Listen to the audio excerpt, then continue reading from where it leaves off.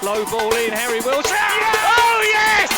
Oh, yeah! Across the face of goal, headed in. Yeah! What a wonderful goal from Harry Wilson. It's been coming. Off you go! After the game, babies are made. Hello and welcome to the That's So Craven podcast, your one-stop shop for all things Fulham. We are back again to discuss a very, very disappointing day out at the Cottage. Fulham going down 4-1 to Wolves, our biggest loss of the season so far, and probably our biggest disappointment of the season so far. Here to get it all out of our systems, we have some regulars, but also a special guest. I'll throw to the regulars first. Sammy, how are we going?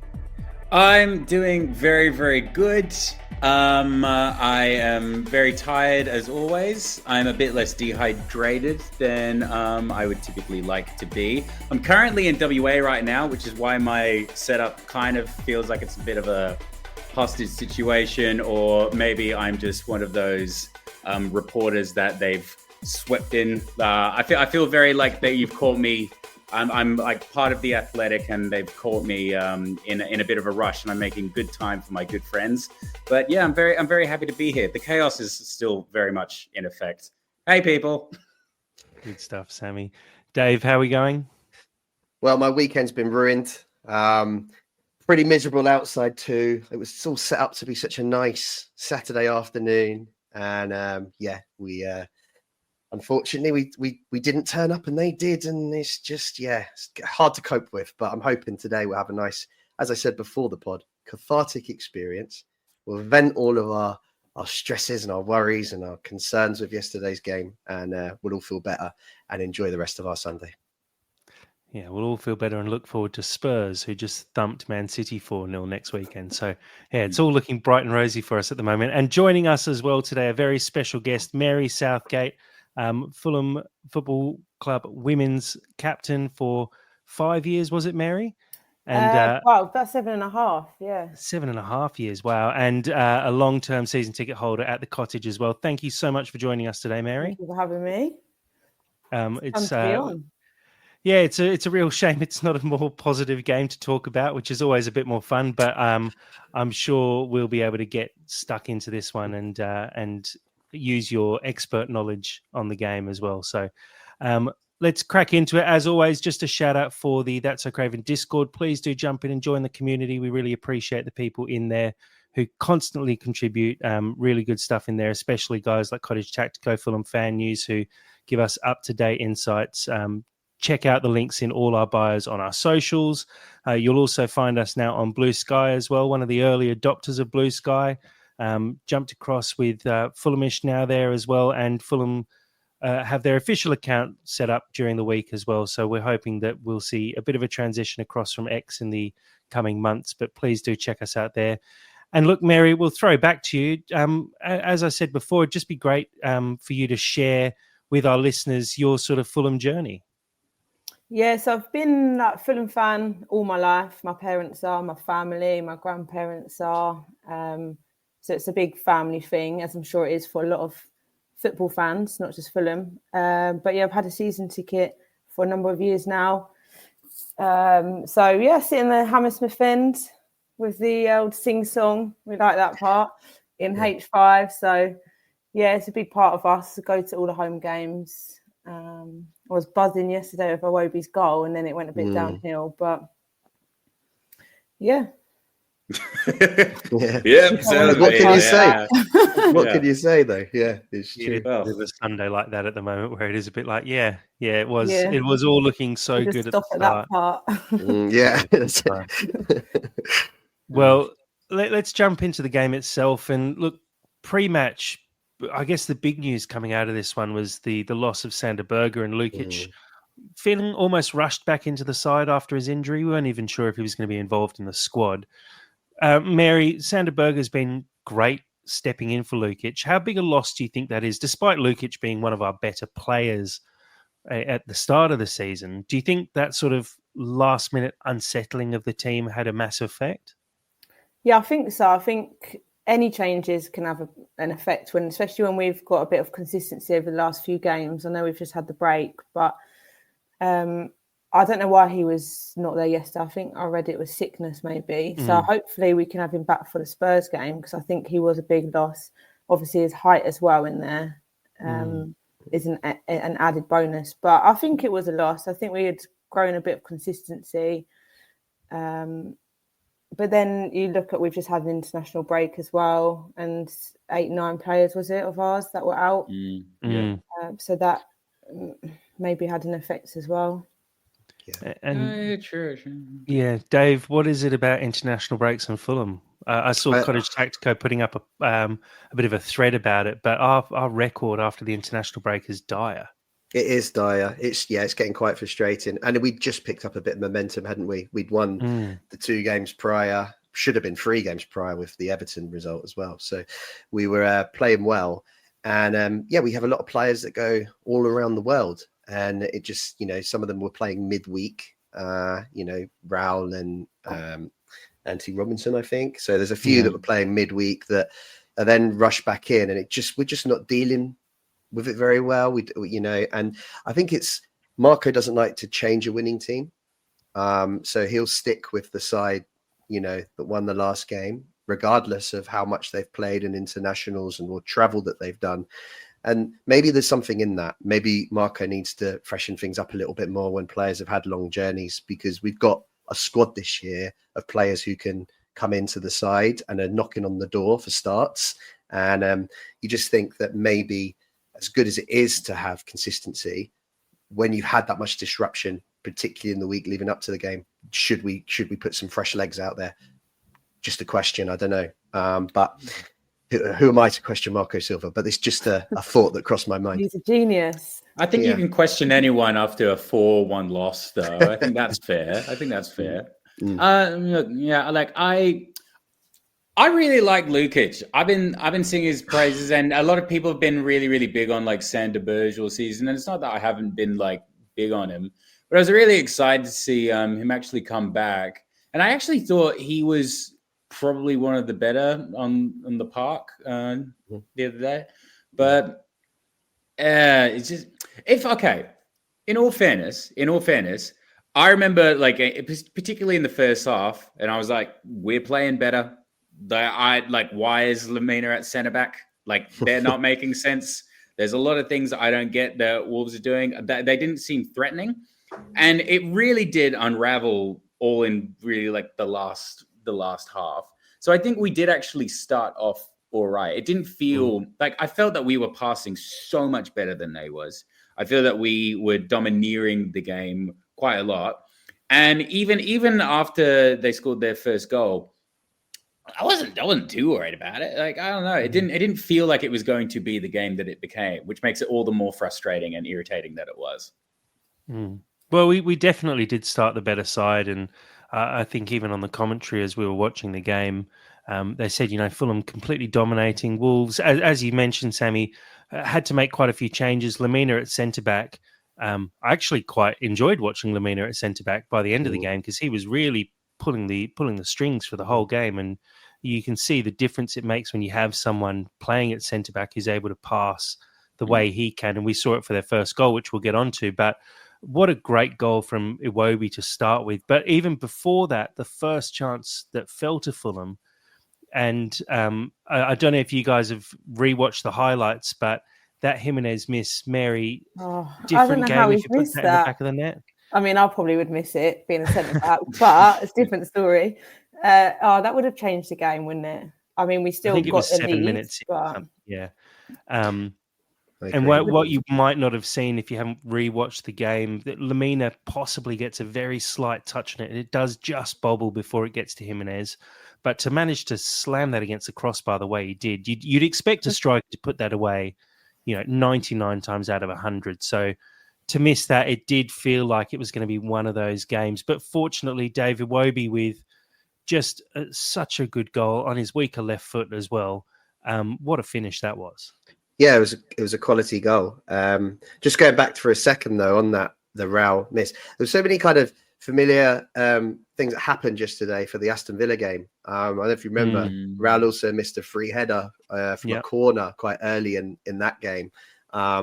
And yesterday's miss, yeah, that's up there in the highlight reels of worst misses of the season. You know, he's got to finish that. It's an unbelievable miss. It's a completely open goal. But yeah, we kept the intensity, and it's great to see Iwobi shoot. I mean, we don't shoot enough, I think, generally. Yeah. Especially from that kind of area. No, we don't. And it's quite frustrating. And yesterday, Iwobi's taken it upon himself to have a strike with his left foot as well. Just, he's just got so much in his locker, Iwobi. And he was really influencing the game really well at the time. First assist for Kenny Tete as well of the season. So it was good to see too. But yeah, once we went 1-0 up, I didn't at that time foresee anything but a win. So yeah, it was a bit of a shock to the system when Wolves scored a little bit against a run of play. Well, yeah, go on, Sammy. I did there was a point in the commentary, and forgive me for not picking this up at any other point in the season, but apparently we haven't scored any goals from set pieces. Mm-hmm. That felt like an omen for what was going to come in hindsight, because I remember being quite shocked by that, and I remember being a bit I remember just kind of checking myself, just thinking, was that actually true? But then that checked out. And with just the weather and everything yesterday, it just wasn't really set up to be our day, was it? And I didn't think we were ever going to claw that back. I mean, everyone's a genius in hindsight, but it really wasn't Jimenez's day. It didn't feel like it was going to be at any point. And I felt that he stayed on for probably way too much longer than I would typically like him to have stayed. I thought it could have even changed at halftime to Muniz. But yeah, because I just didn't really feel, I don't know, maybe I'm also looking back at this extremely negatively. But it just didn't really feel like it was a game for Jimenez at that stage. Even though I know he used to play for Wolves, and there's that experience there. But no, it just didn't feel like that to me. But I was really tired as well. I think going back to the set pieces, and I made comment, and I think I put it in our little group WhatsApp as well, that Pereira's balls in, we had a number of free kicks early doors, sort of from out wide, that were in really good positions to be able to swing a ball into the box, into a dangerous area. And Pereira was just putting them in so shallow, kind of to the edge of the box, rather than attacking the 6-yard box. So our players were sort of making a run and all having to stop and try and have the ball sort of land on top of their head. But it just felt like we were missing a number of opportunities there. And it was just, it was a bit of an omen for the rest of the day, I think, which, played out, unfortunately, the way it did. Let's talk about the first Wolves goal. Mary, I'll throw to you as a centre-back yourself. It's a great ball over the top from Lamina, and Cunha takes it down incredibly. First touch is brilliant, puts it in the back of the net brilliantly as well. Should Anderson have potentially done better there? I think it's like Sam was saying, the conditions are tough, aren't they? If you're pinging a long ball like that, it gets picked up in the wind. But I think you've got to judge it as a centre-back. If someone's about to do a long ball.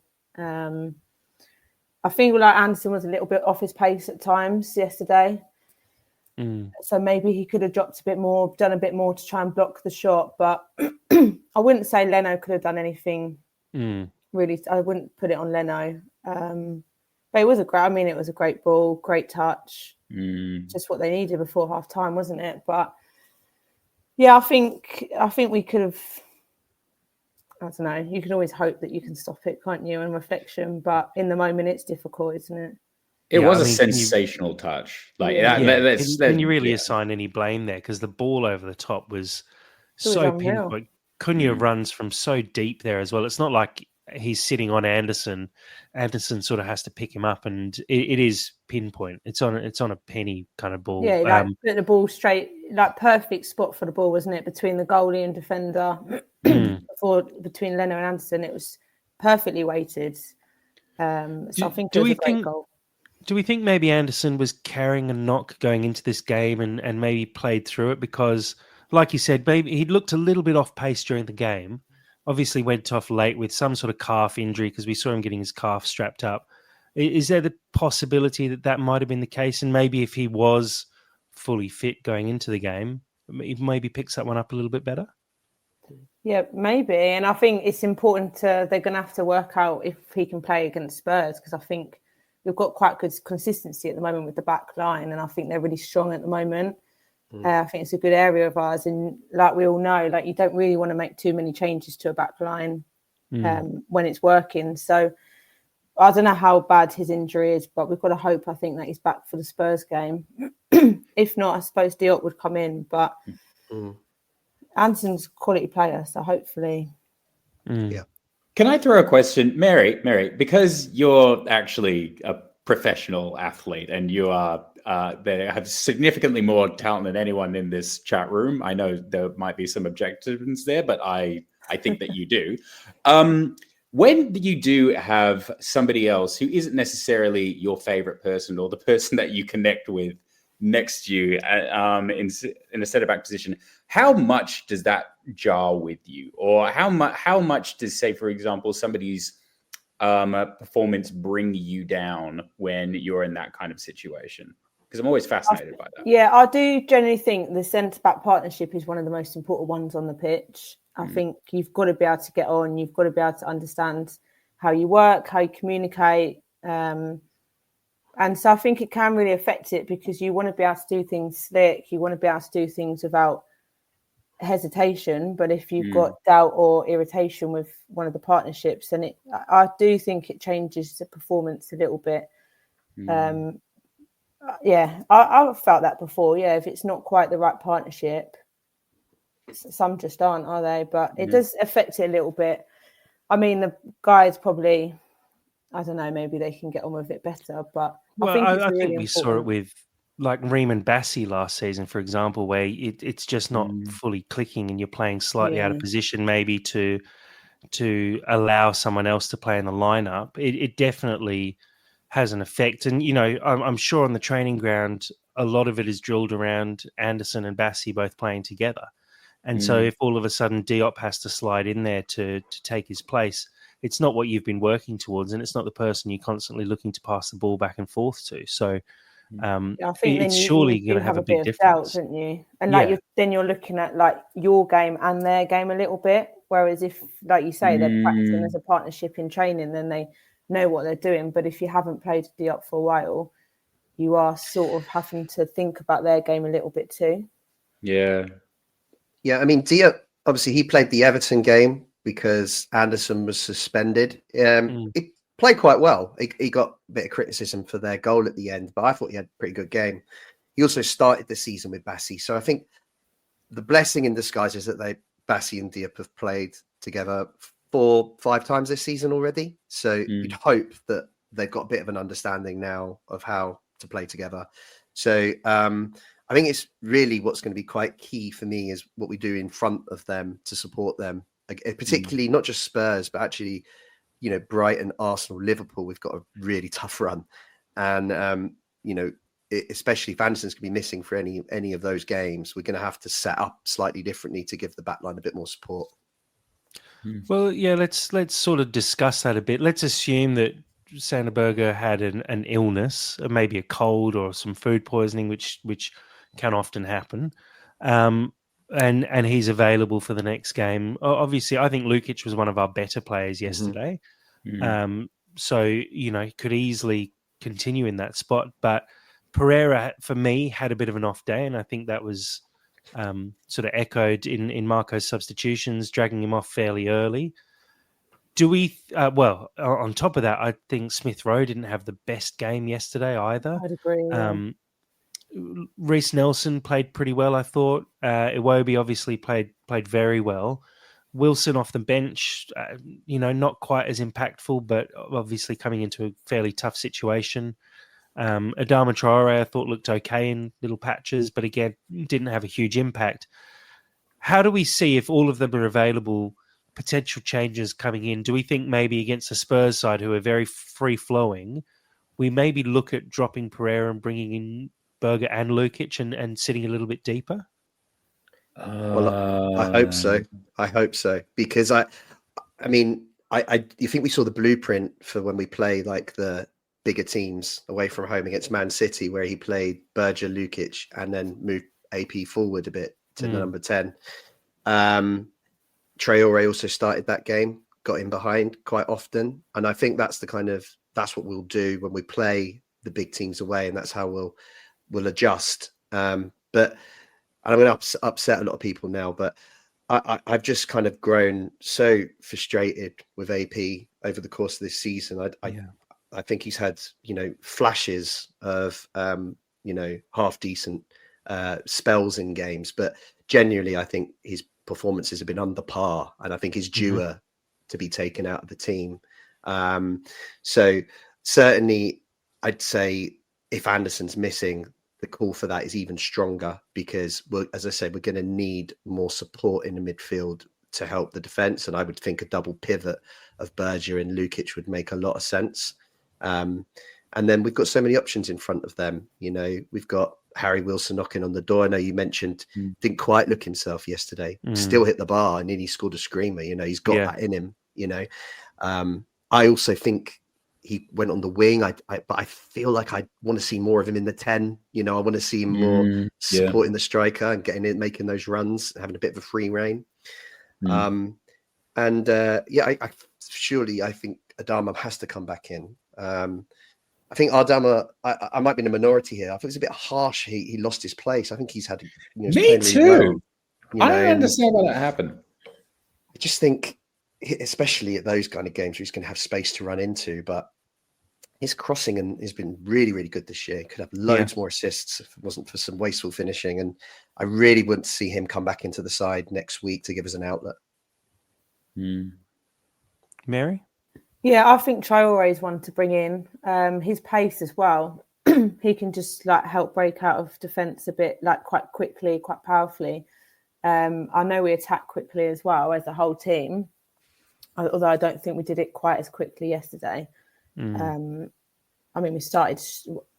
The first half, first 25, 30 minutes, we were playing all right, but I don't think we was at our best yesterday with the attacking play. But Traore, I think, would add to that and just help in those moments that we need. He can bring the pace, just keep that tempo high, help us break out of defence quickly.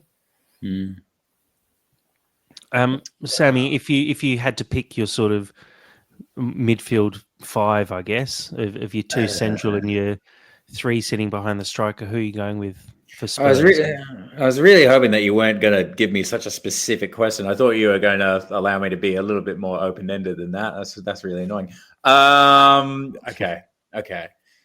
So, I'm going to go off the back of what Dave said, because, I'm not fully ready to write off Pereira, because I actually think he's playing out of position, and I gave Sasa Lukic an entire year to actually come good, and now he is kind of coming good.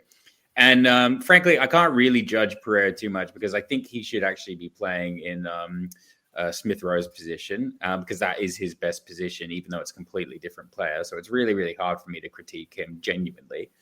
I'm not sure if my whole thing is I'm not really sure if I like the idea of Lukic and Berger there, just because then we just have no creativity and we essentially just have a wall, which I don't really like that. If anything, I know it's a bit of a Hail Mary, but I would almost prefer Kearney and Berger, or Kearney and Lukic in there, if Pereira is not necessarily working, because we've got Pereira there to be a creative element. So I feel that if you want that to be the system, bring in another creative element.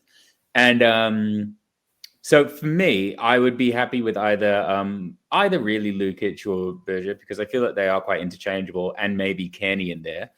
It would definitely a Traore start, with somebody so impactful like that. I always prefer him there. Even though I really, really like Reece Nelson, but I kind of prefer Reece Nelson off the bench now. So I'd start Traore, start Iwobi. That's pretty much locked in. And I'd still probably start ESR, but at the later points in the game, I bring in Wilson in the 10. I'm a bit over Wilson on the wing. I feel like it hasn't worked for quite a long time. But Wilson in a 10, where he can actually get into positions and he doesn't have to cut in the extreme way that he would typically do coming from the wing. That would be my football manager. That would be how I would do it. Yeah, no, I think there's definitely some things for Marco to have a think about, and I think we will see some changes. Dave? Yeah, no, I agree. I think there will be some changes. You know, I would, as I mentioned, if Berger's fit, I think he has to come in and solidify that midfield. I love Tom Kearney, Sam, but I just think that away at Spurs, where we're not going to have as much of the ball, I'm not sure he's got the legs to kind of, you know, support. And I think it would just leave us a little bit exposed. So I also think that I'd like to see Berger and Lukic, you know, taking it in turns, you know, to get forward, because I do think they have got talent in you know, they're not just kind of destroyers. I think Lukic has got a bit about him, and I think if he had a bit more license to move forward, I think he could link play well. So I'd like to see that a little bit more. In the attacking areas, I think we've got some options. I think Adama for sure has to come in on the right for me, and I'd probably be quite ruthless. I'd drop a few after Saturday. I don't expect Marco to, but I would. I maybe I'm a bit more old fashioned than him. I'd drop a few and shake things up. You know, I'd probably move Nelson back to the bench, move Iwobi over to the left, as he's played quite well this year. I'd be tempted to give Wilson a go in the 10. I would, and I think I'd also be tempted to give Muniz a run out.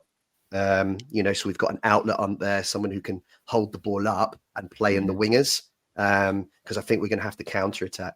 So I would make quite a few changes, but you know, not expecting Marco to do that. I did think about bringing Muniz in, but I just didn't want to die on that horse. So I'm glad you did for me. I do think we've got to just make sure that we don't sit too deep. Like you said, we need a bit of creativity in the middle.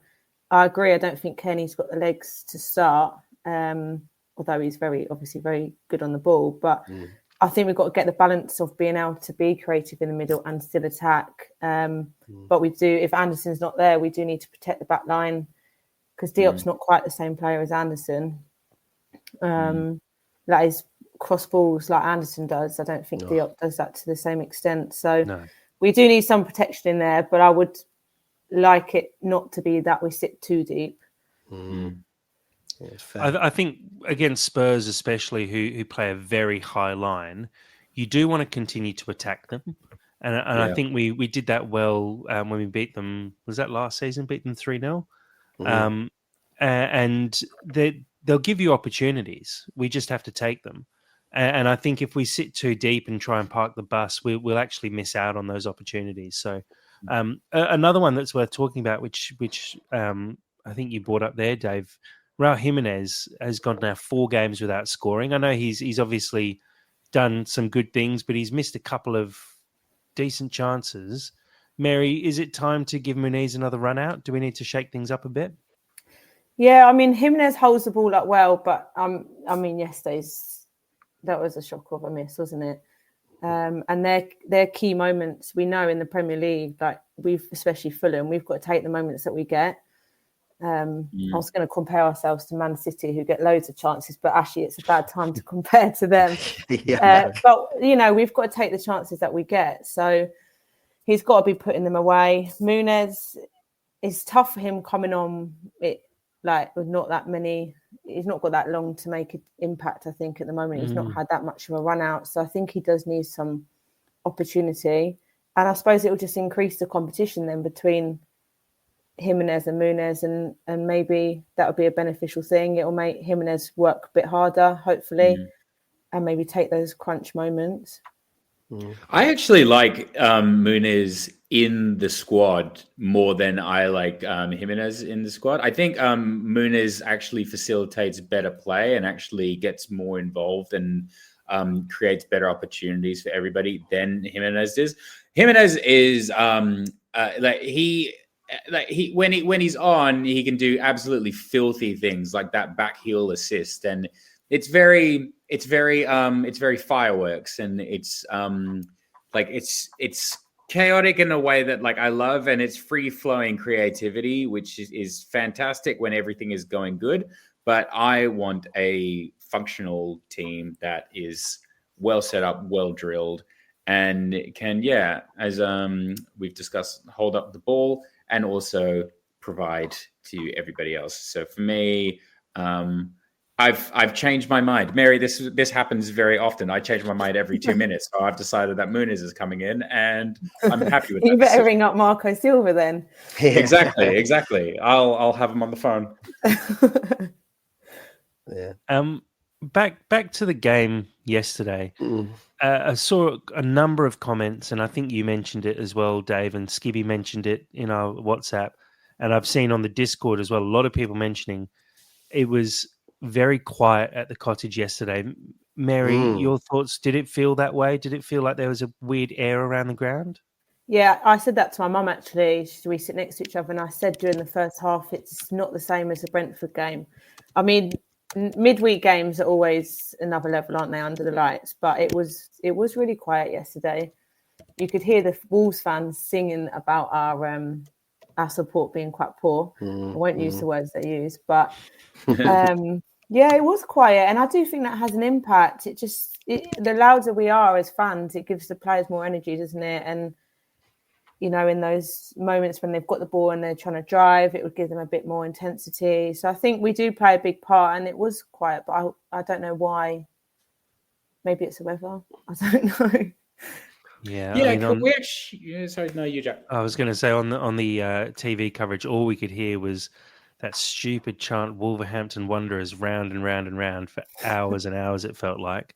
But yeah, it did feel surprisingly quiet in the Cottage yesterday. Dave? Yeah, I'm just going to... I think it must have been something to do with the weather. You know, it wasn't a very nice day, and, you know, I think it just... It's a different day out when the sun's shining, going to Craven Cottage on a Saturday afternoon to one where it's just kind of a bit miserable, and you just kind of... It takes the shine off it. So I think it was just something to do with that, because we've actually started quite well. There's nothing to suggest why the fans would be quiet. We started quite well. We scored first. I think the equaliser did knock us all for 6 a little bit. I think it knocked the crowd for 6, and I think it knocked the team a little bit. You know, I think everyone thought we were going to kind of stroll the game at that 1-0 point. And then all of a sudden, oh, hang on a second, they've scored an amazing goal. And it was an amazing goal, by the way. That's another point I wanted to raise. And I'm sure we would have got onto it because he scored 2 goals in the game. But Kuna, I mean, for me, the best player I've seen at Craven Cottage this season, for sure. I think he's an outstanding player. I don't think he'd look out of place in Man City, Liverpool, Arsenal's team. And his performance yesterday, the 2 goals were absolutely incredible. The first goal, to bring it down, control and lift, that is just that's top level. Well, the second goal was a first time hit as well. Unbelievable finish. That was a unbelievable take, that goal. I was furious after that. And you were asleep, Sammy. And on top of that, the through ball as well to Gomez was from Cunha as well. He sort of fakes to go the other way, completely throws Kenny Tete off because you can see Tete's running across the goal at that point, and Gomez just peels off, finds himself in some space, and it's a good finish. Maybe Leno should do a little better there because it sort of goes under him. But he did thump it. It goes very fast past him. He almost didn't have time to react to it. But look, there were good goals scored, and it was 2-1 when Anderson went off, and I think that was really the point that the game changed. Fulham with 10 men. Marco decided to go and stick with just 3 at the back, which, look, personally, I think was kind of the right decision. I'd prefer us to lose 4-1 trying to get something out of the game than to lose 2-1 and put 4 at the back and be a little bit more solid potentially. But how much of an issue do you think it was once Anderson went off? Do you guys think we should have gone to 4 at the back and been a little bit more conservative, or was that the right decision at the time? I think you're right. I think we're 2-1 down. We've got to go out trying, haven't we? We can't start parking. There's no point going 4 at the back and going defensive when we need to get a goal. So I think it was a tricky one. We're obviously down to 10 men, but we had to go and attack and try and get the points. Obviously, it didn't pay off yesterday, and it did change the game. But if he had have gone more defensive, we would have probably been like, why didn't we go and attack more? So. Go on, Dave. That was a big breathe in. Wider issue on the subs, though. I'm not sure, Marco got them quite right yesterday. I agree.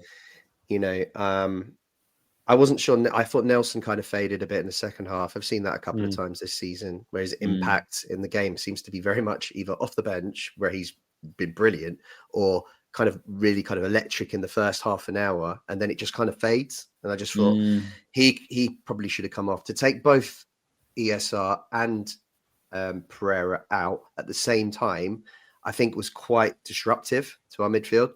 I know Skibby mentioned that in the group, and I agree with him. It not saying that either of them didn't deserve to come off, because they were both kind of out of sorts, right? But just to take them both off at the same time, I thought just kind of just settled the team. Unsettled the team is the word I was looking for.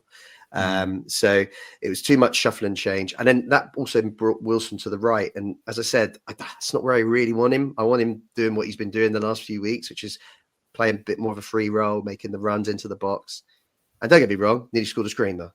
And I also think if Anderson hadn't have gone off, we probably would have ended up getting something out of the game, because we were starting to create a bit more, and that really knocked us for 6. But I just think there was a few subs at maybe not the right time, and just too much that disjointed the whole side. Sammy? I think, no, to be honest, I think that's actually been pretty well covered. My only thing is that I just wanted to see more of Muniz. I kind of vaguely understand that you need to give your striker time, but it's one of those things that I don't necessarily agree with, and I'd be quite ruthless about it. And if it's not, and especially after Jimenez's first half, where he missed. He missed 2 opportunities in the first half, right? I'm remembering that wrong? Oh, God. Definitely 1. I don't think he missed 2. He had a couple go slightly over his head. Maybe his runs were slightly off. And in the second half, he had another one that just sort of got past him a bit. We were just, it felt like a step off most of the game, I'd say. One thing that I did actually note of Jimenez's performance is I remember there was a moment where he also actually cut inside, and he went on like a little bit of run in like the 3/4 mark of like the park, just going into like Wolves' box. And I remember watching it, just thinking that's probably one of the first times I've actually seen Jimenez do that and actually carry the ball forward. And I can think of a million times that I've seen Jimenez. Yeah, it just really kind of struck me. I was like, it was good. It was good, but it was unusual. And I'm like, I see Muniz do this more, and I would actually prefer to see this a lot more than it be an anomaly and something that I just feel I haven't seen this from Jimenez before. And I feel like I don't know, maybe that's just me in that, but I just thought that was noteworthy in my brain, because I was going, I never see him drive like that, and I want to see a lot more of that kind of driving. I think Wilson gets to do that at times as well. He does, like having a bit of a free role to go and attack, which would be good. I also want to bring up on Wilson, if he had scored that goal to make it 2-2, when he came on, the game would have been different as well. So it's like opportunities like that, isn't it? Yeah, 100%. And look, the third goal for Wolves, as in Cunha's second, a great goal. The fourth goal doesn't happen if we have 11 men on the field. It's as simple as that. It's a disappointing loss, but I think definitely those last couple of goals are explained when you're down to 10 men, unfortunately. I think I do agree in a sense that Marco didn't get the subs quite right, but I also think we were incredibly unlucky losing Anderson, just 7 minutes after making 3 subs. But look, it's just the way the cards fell on the day, I guess. You can't really do too much about it at that point. Credit to them too. They're in a bit of a false position. They've got some unbelievable players. We've talked about Cunha, but Lamina, he was playing out of position, had a great game. He was superb, yeah. Gomez in midfield, really, really solid player. Aït-Nouri was a little bit quiet yesterday, but we know he's a good player too. So they looked up for it. I think we probably played them a bit at the wrong time after their first win, just before the international break. It looked like their spirits had been, buoyed. So, credit to them, I think, where it's due. Let's have a quick look at some of the stats in the game. Fulham dominating possession with 59% to Wolves' 41%. Both teams with 10 shots on goal. Fulham only 3 shots on target. Wolves scoring with 4 of their 5 shots on target. Fulham dominating with the passes, 545 to 392. 7 corners to 2 for Fulham and 14 fouls apiece. Look, I think this tells a bit of a story of the game as well. We should be creating more chances than that. And it felt like with the dominance we had for the first half hour of the game, to have only 10 shots on goal for the entire game, when I think we were constantly putting pressure on the Wolves box, and to only have 3 shots on target for the whole game is disappointing. And for me, that shouts out that we need to make some changes up across the top. And for Spurs especially, I definitely see Muniz coming into the team. I just think some physicality against that Spurs defense would be handy. And I'd like to see Adama jump in as well, just because I think there's going to be space in behind that we can exploit. And I really like the way Muniz actually links up with the wingers. He often puts really good balls in behind the lines for the wingers to run onto. And I'm weirdly, off the back of a poor result, I'm not feeling overly worried about Spurs. I know we never really play well against them, but I just feel like it feels like a one-off. Like we shouldn't be too disheartened by this result. We're a good side. We had a little bit of bad luck. We also went down to some magic, and we sort of mentioned it in the preview for this for this game, when we said we have to be wary of the magic that Wolves can produce, because they've got players like Cunha who can pull off some incredible stuff, and they did. And unfortunately, they pulled off 3 or 4 incredible pieces of play that sort of did us in on the day. So it's a disappointing result, but definitely not one I don't think one to dwell on. I was going to add as well that on the stats, like their fouls, they started from the start fouling very quickly on. Yeah. I'm assuming that was a tactic of theirs, just to break up play. Like, we are a good attacking team. We're good at our passing. Marco Silva's done really well with that. And I think their fouls, they've got 14 now. I think they started that very early on just to try and break it up. And I think it probably did have an impact. It's like stops momentum, doesn't it? Yeah. And then, horrific time wasting, as Fulham Pulse on the live stream has just said, time wasting from very, very early on in the game. And then late on as well, I can't remember who it was. Semedo went down for a very long time and then trotted back on like nothing had ever happened. I can't remember who went down in the middle and we played on, and then they continued to play on as well in the first half and booed us when we continued to play on afterwards. But they carried on playing. So exactly. So you can't argue that. Yeah.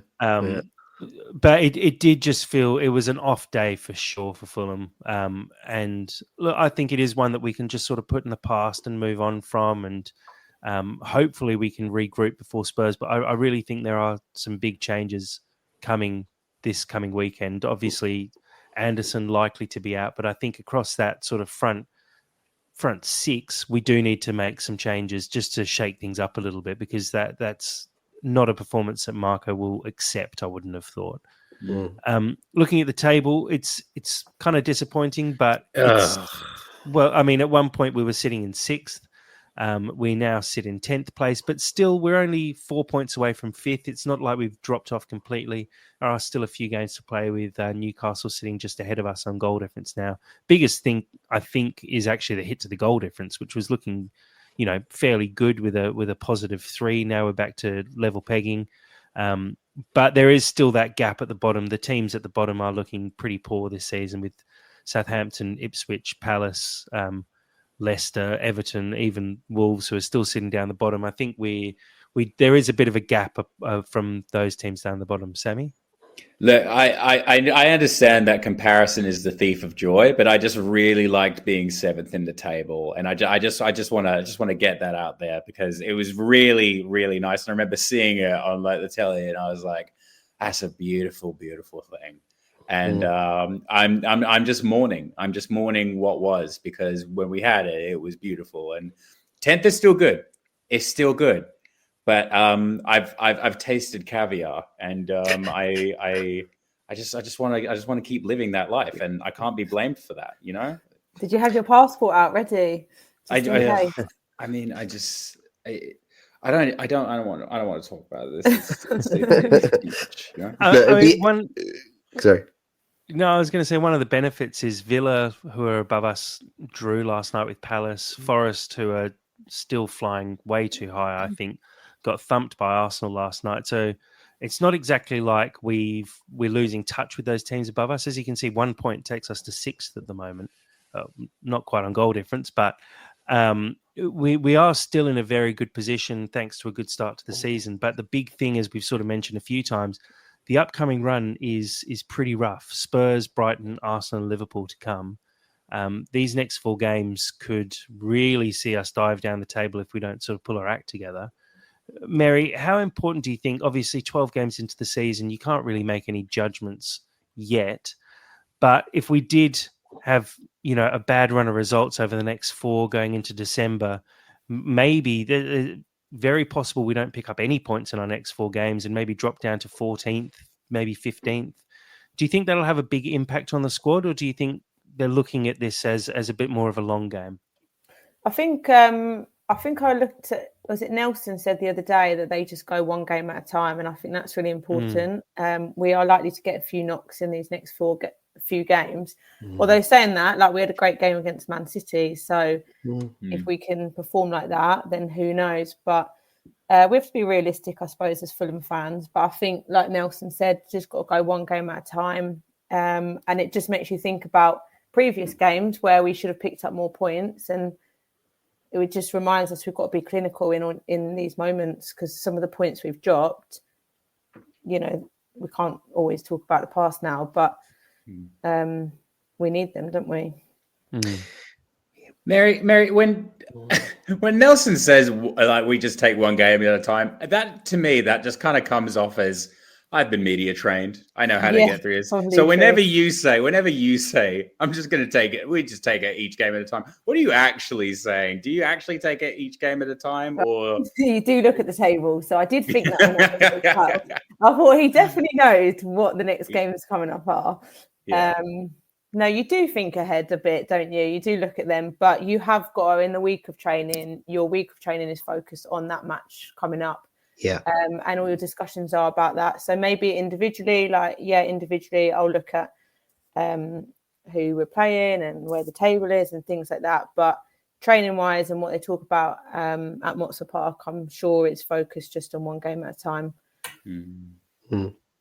Yeah, well, the next 4 1 games are pretty rough ones. Dave, your thoughts? So yeah, you've been very optimistic in your review of the table. All of the commentary was about the teams above us, and I love that. But I think genuinely with this run, I was looking at that gap between us and Crystal Palace, and just maybe it was a very pessimistic view, but just trying to keep that gap as wide as it can be. Yeah. And hoping after the next 4 games we're not dragged closer, and that gap doesn't narrow too much. I want lots of teams in the way, and a healthy points gap in the way too. So, because it is going to be a tricky period, no doubt about it. Spurs, I just would never get anything at way. We never get anything away at Spurs, and they're just such a funny side, aren't they? I mean, they've lost to Ipswich and then at home, and then they've gone to Man City and won 4-0. It's just the season they're having. But on their day, they can be a really, really great team, as good as anyone in the league. So I'm not particularly confident about Saturday, particularly knowing that Anderson could be out. So that makes me a bit concerned. I think I'm hopeful about Brighton, because actually our record against Brighton is really good, home and away. Thursday night as well. It is, yeah. It really frustrates the Brighton fans. I think it's brilliant, but I think that's one that I'm eyeing as one we need to turn up in, because the other games, following that, we then have Arsenal at home, which I know we got points off them last year, but you just can't rely on that game to be the game that kind of gets any points towards our total. So, and then Liverpool away is one of like Man City. It's a bit of a write-off game, and if you get something from it, massive bonus. So yeah, look, I'm just hoping over the next few games we manage to find some points somewhere and keep the gap between the bottom going. I'm not so much looking up at the moment, but after that we've got some more winnable games, and then I'll start looking up again, like you, Jack. Oh, we've got to keep it positive after yesterday. Come on. Yeah, look, we're going to take it one game at a time, and yeah. It's a season, isn't it? It's a long season. Yeah. Long way to go. Got to play. Everyone's got to play everyone. So how it goes. yeah, guys, look. Any final sort of wrap up thoughts on the game and how we're sort of feeling? It was a rough one off the back of an international break. Couple of injuries now. Mary, your sort of thoughts looking forward to the next game and to Spurs? I think we've got to obviously make some changes, like we've all said. I think we've got to look at this set piece stat. Like, why are we not scoring any corners or set pieces? I think, did we have 7 corners maybe yesterday? And it's like we've got to take those opportunities. So I do think that's something longer term we need to be looking at. We've got to make the most of them. And we just got to go again. I think we can't be too negative on it. It wasn't a great day in the office, but it's a long season, isn't it? And we can go again at Spurs. I'd like to see some changes, and I'd like to see Traore on. Yeah. I agree. Smith Rowe didn't have his best game yesterday. But yeah, I'll be interested to see how he sets up on Saturday. Yeah, definitely. Dave? Yeah, I mean, I'd noticed earlier on the Discord group, Mary, that Claire Green had said it's now 110 corners this season without a goal. That just seems nuts. Oh, that's ridiculous. I hate that. I hate that statistic. That's ridiculous, Dave. Are we the only team in the Prem that haven't scored a corner, probably? Correct, yeah. I think that's from right. any set piece, in fact. Yeah. And the weird thing seem to be getting worse as well, don't they? They seem to be getting worse. Is the commentators mentioned that Fulham were the 3rd highest scorers from corners last season in the Premier League, and all of a sudden we've just dropped to the absolute other end of the table, which is baffling. It doesn't make any sense because we were obviously doing it right last year. We have lost some height. I know we've lost Polina, lost Tosin, but it's not like we haven't brought in Berger and Anderson, who are both tall blokes as well and good in the air and, have a record of scoring goals too. It doesn't make much sense. Yeah, I mean, the creativity issues, like the corners have been getting worse, I think, and the set pieces into the box have been getting worse. But I also think earlier in the season, we have also missed a lot of really good chances to score. I mean, we mentioned earlier about Raul in the Villa game missing a header from about 3 yards out. There's been a few occasions where we should have scored and we haven't. So look, it's looking back at this game, I think it's one of those games where a lot of things went wrong for us, a bit like Aston Villa. The Premier League is so bizarre this year. There's, you're getting results like this. I mean, look at yesterday, Spurs winning away at Man City 4-0. So it's been a bit crazy, the league this year. There's been, there's been kind of strange results, and I put this down as one of those. But I think I'm moving forward next week. We've got an opportunity to, refresh the side, and he's got to make some changes to refresh the side and give some players a go. And we've all said Traore's nailed on to start. He has to be, and that's going to give us an outlet.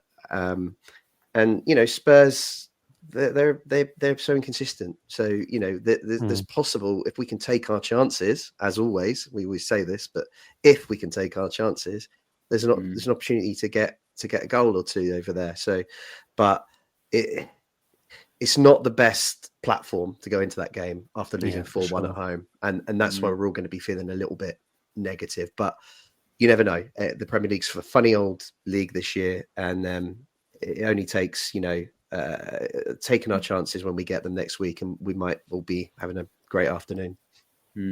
Hopefully. You look at Spurs.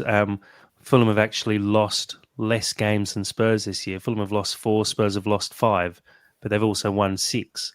There's some inconsistency there with Spurs, and you just never know which team's going to rock up on the day. But I also think sometimes you never know what Fulham team's going to rock up on the day. So it's going to be one of those where we just have to sort of cross our fingers going into the game. It's a Sunday afternoon game, isn't it? Yeah, it's 2:00. Sammy, any final thoughts before we wrap up? Well, you actually mentioned something in our executive chat, which I actually thought was quite a good, poignant question. So because I know for a fact it definitely, because Dad always complains about it, but it literally ruins the rest of his week. So my question to the group is, how do we recover after such a thrilling day? Like, what do you guys use to detox? What's your poor performance rehab regiment? I would love to hear. I think that was Skibby actually who raised that one. I'm just going to throw it down. I mean, we've mentioned Skibby, we've mentioned Dad now, so everybody's getting a look in, like, yeah. Go on, Mary. What's after as a fan? As a fan, wait, you can actually talk. Sorry? I think you've got to chat about it. Like, it's not, no one enjoys games like yesterday, but you've just got to have a bit of a debrief about it, have a moan at what you want to have a moan about, and then move forwards, I suppose. But yeah, as a player, it's really tough when you lose a game or you don't have a good performance or it's not the result you want. We try and give ourselves a day or two where we're allowed to be irritated about stuff, annoyed about it, however else you would want to describe it. But then you've got to move on. But I think we're allowed that window of having a moan about it, aren't we? Yeah, of course. This session is the best for that. We can have a good old debrief and then we can move on with our lives. I tend to do the opposite, Sam. I just, when Fulham win a game, I watch the highlights 10 times. I watch Match of the Day. I listen to all the podcasts. I want to know everything, everyone's opinion. When we lose, shut down. Like Match of the Day is, I'm watching a film. It's not. Football doesn't exist at 5 o'clock after Fulham have lost the game, at least for 24 hours. So that's funny. That's my grief. That's how I manage my grief.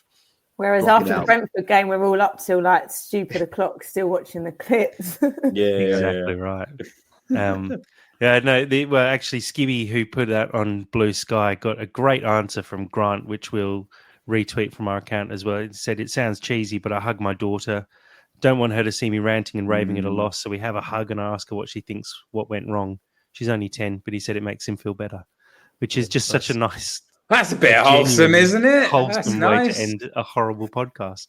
No, look, it's one of those things, I guess. You just have to try and work your way through it. And like you said, Mary, it's just great to sit down and have a chat. And I think that's the joy of doing this podcast, especially for us, is we get to actually have that cathartic experience where we can get it all out and talk about how crap it was, but then move on and start thinking about the next game, which is the only way you can do it, because it's a long season. Like we said, there's still 26 games left in this season. It's early doors, really. We're only a third of the way through, so long way to go. Lots to play for, isn't there? Put this one in the past, chuck it in the bin, forget about it. And when people say, "How do we go against Wolves last season?" Go, I can't remember. And then bring up the Brentford game again. Yeah, exactly. I do remember that game. That was a good one. Yeah, the David Crave solution. Exactly right. Guys, I think we can wrap it up there. Mary, a huge thank you for joining the podcast today. Thanks for having me. Been trying to tee it up for a very long time. It's been really good to finally get you on, and hopefully we get you on again in the future sometime soon. Yeah, happy to be on board.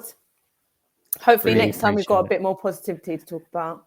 Yeah, let's try and put it before a Brentford game or a Southampton or an Ipswich game or something like that, and we can try and lock in a win. Yeah. Dave, thanks again for joining us today, mate. No, thanks for having me. I do feel better. I feel a little bit better. So yeah, I'll go away now and I'll start looking forward to next week, and I'll be a bit more optimistic. You've inspired me, Jack. So fingers crossed for some changes. Fingers crossed for a result. Would be nothing better than to win over there. As you know, my in-laws are all Spurs fans. So and we don't win very often against Spurs. So it's nice to get a few wins in the bank, especially against the in-laws. Yep. Sammy, thanks for joining tonight. Thanks for having me. Next time you'll see me, I'll have a much better mic and probably better lighting. But genuinely, I know we've already covered it, but I just want to say how much I've really honestly enjoyed having Mary on the show, because she's given insights that we haven't had before. I feel like we actually have a professional here, because I'm definitely not one. So it's great to have that beautiful contrast with, Mary, you've been an absolute delight. Genuinely appreciate it. Oh, yeah, well, I'd love to come back on. It was good fun, actually. All right, next week. What time are we on? Let in. That's live. That's documented. Signed, sealed, delivered. She's ours. Done. As long as we get a win. Yeah, definitely. You'll be flicking us messages straight after a win, going, right, I'm free this weekend. Let's do it. Yeah. No, really appreciate it again, Mary. Thank you to everyone who's joined in on the live stream. Thank you to everyone who continues to like and subscribe the podcast. Please do share it around. And as always, come on, you Whites. You Whites.